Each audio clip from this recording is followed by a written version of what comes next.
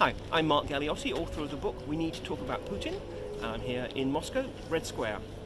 Now, this is one of the iconic visions of Moscow, visions of Russia, much beloved by particularly art editors when they want to signify Kremlin influence somewhere, putting onion domes, for example, on the Trump White House.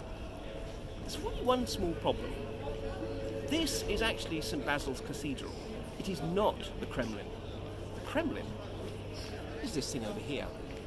Now, you might think that's a perfectly trivial point, but in some ways I think it illustrates a much wider issue, the extent to which so much of our discussion about Russia, and particularly about Vladimir Putin, has been overlaid with inaccuracies, caricatures, and cliches that really don't work.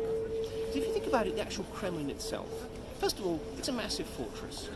It is precisely built to be a defensive structure.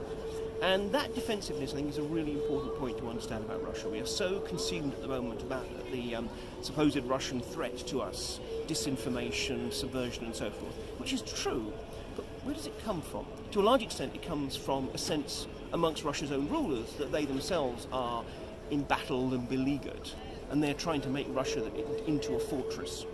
Secondly, behind those high walls, those high red walls, there are government buildings and palaces. There are official residences. There are barracks. There's a whole complex of things there.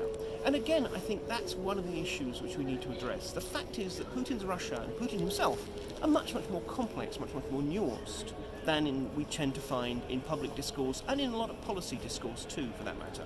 Take Putin himself. There is so much of a myth of Putin, the bare-chested, macho grandmaster of geopolitics, Putin, the KGB veteran, and so forth, which misses the point. It misses the point that, in fact, Putin is fairly risk-averse, that actually Putin should not be thought of in terms of his KGB background as a super spy. If anything, he is a spook fanboy, which is a big problem because he believes everything that they tell him. So I think we really need to address these myths. We need to talk about Putin in order to understand not just him, but his Russia, and also the Russia that is likely to emerge, and thus the threat, and also the opportunities that come from that. So thanks very much. I'm Mark Galeotti. My book, We Need to Talk About Putin, is out now.